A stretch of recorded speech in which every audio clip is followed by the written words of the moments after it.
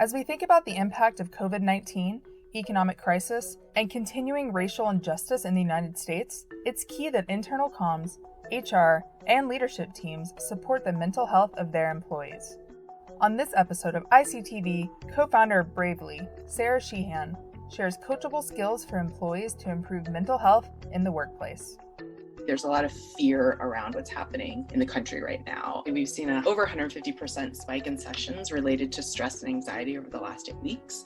And I think a lot of people, including yourselves, are probably asking, how do I continue to stay focused, sane even, while driving myself and my team forward? So we're going to talk today about 3 different mindsets: embracing vulnerability, building resilience, and reinforcing agility. First mindset is embracing vulnerability. We think of this as being emotionally open to the point of risk. Typically, we are not talking openly, as we may right now, about our personal lives or the impact that that is having on our professional life. And so for many people, that is incredibly daunting. It can feel very scary. The first thing you need to do is recognize that your example sets the stage and the tone for your entire organization. So framing this conversation around COVID and now with what's going on right now in terms of racial injustice, your employees are looking to you to lead them through the moment. Very important for you to give yourself permission to remove any masks that you have and invite in empathy. What does a vulnerable leader look like? 1, they're acknowledging the reality of what is happening. Any leader right now, for example, who's not speaking openly about what has happened in the last week, their employees are paying attention to this and they are going to make note of it. Secondly, you need to understand the specifics of how individuals on your team are doing. And that means that we have to ask more questions, not just the general, how are you? If you aren't willing to ask those specifics, you won't know how you can support people. The second mindset is building resilience, creating the capacity to recover quickly from adversity. When we think about developing coping mechanisms, each one of us has our own set of things that we know can help us: exercise, sleep, meditation. By doing these things, we are allowing ourselves, when we do start anew every day, to figure out how to respond and not react in moments. We do this in order to not burn out ourselves, but to also not burn bridges.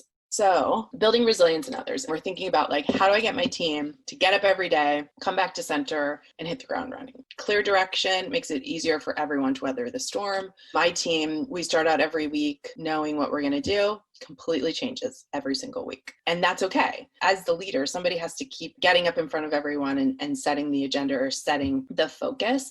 And that helps people know what they're going to be facing on a daily basis, right? Your job as a leader also is to remove the obstacles or barriers that may derail your team. And then finally, resilience is built in appreciating people, recognizing them, reinforcing that you have their backs. Sometimes people, they're not able to find that energy every day to get up and face what's in front of them. But if they know that you are there and you have done all of these things to make them feel appreciated, they will show up for you, even if they're not willing to show up for themselves. And then eventually, through your leadership, they can show up for themselves too. The final mindset is fostering agility. This is cultivating the ability to move quickly and easily.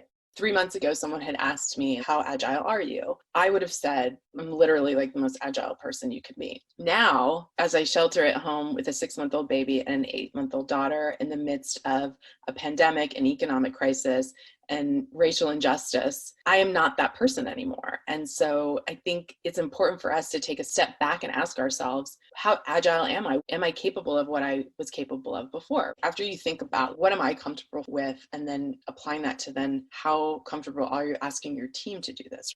Be mindful of, when you can, fold your team into decisions whenever possible. And when you can't, over communicate so that the minute a decision is made, everybody understands why it was made and what the next steps are.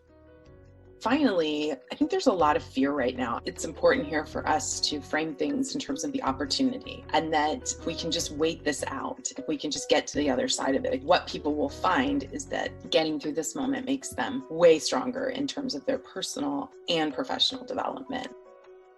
In times of crisis and unrest, either at your company or in the world, it's key that you look out for the well-being of your employees by embracing these 3 mindsets: embracing vulnerability, building resilience, and reinforcing agility.